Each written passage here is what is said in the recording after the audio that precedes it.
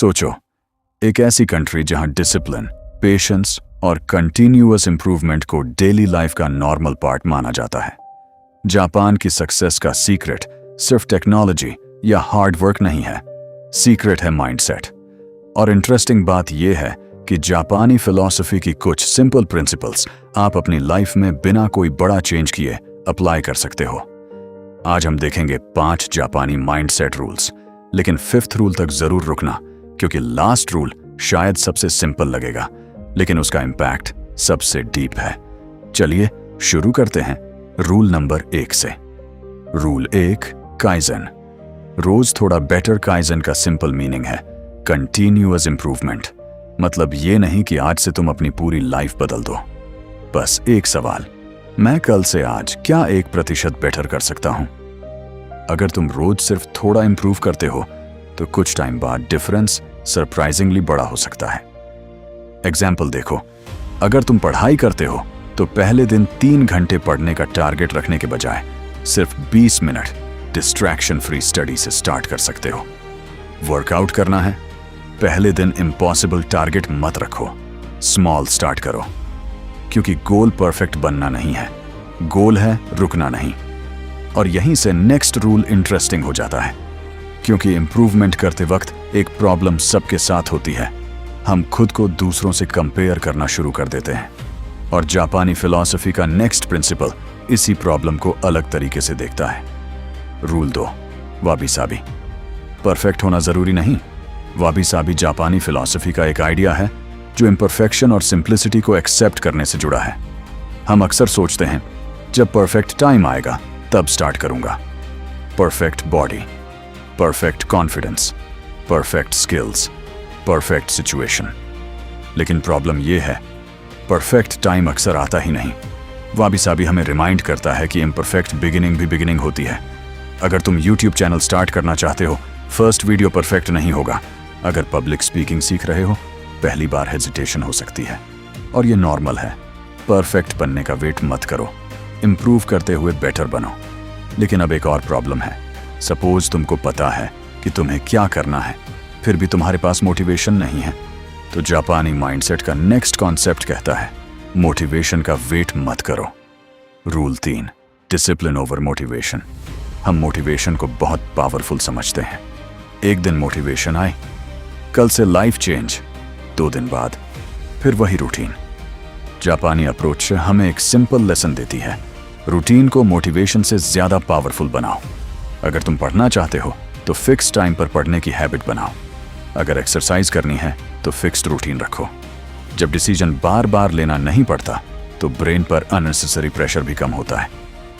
Think about it, successful होने के लिए हर दिन एक्स्ट्रा ऑर्डिनरी फील करना जरूरी नहीं।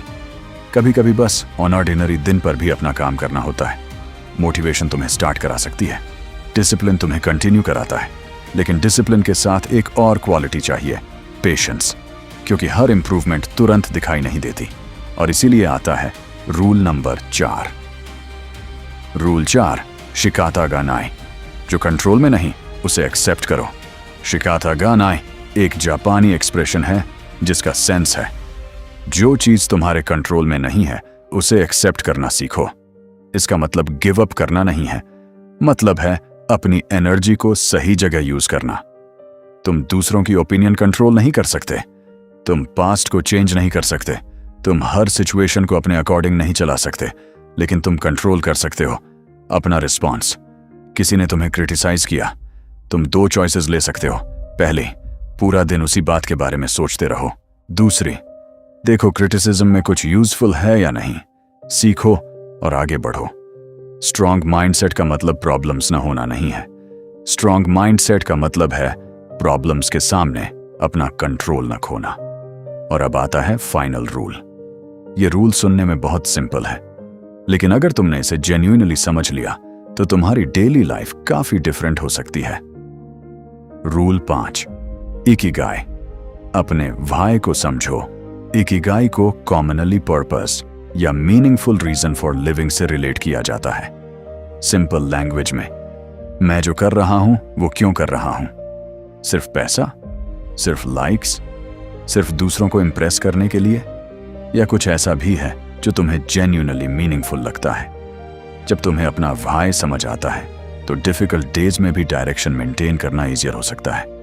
एग्जाम्पल, अगर तुम यूट्यूब सिर्फ व्यूज के लिए करोगे तो लो व्यूज वाले दिन मोटिवेशन गिर सकती है।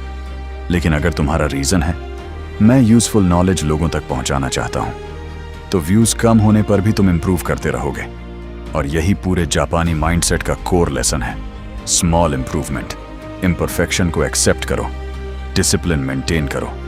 जो कंट्रोल में नहीं है उसे छोड़ो और अपना पर्पज समझो। तो अगर तुम अपनी लाइफ चेंज करना चाहते हो, कल से पूरी पर्सनैलिटी चेंज करने की जरूरत नहीं। बस एक रूल चूज करो, आज से 1% बेटर बनो। परफेक्ट होने का वेट मत करो, मोटिवेशन के भरोसे मत रहो। जो कंट्रोल में नहीं है उस पर एनर्जी वेस्ट मत करो। और सबसे इंपॉर्टेंट, अपना WHY समझो, क्योंकि लाइफ एक दिन में चेंज नहीं होती, लेकिन एक दिन लिया गया डिसीजन पूरी डायरेक्शन चेंज कर सकता है।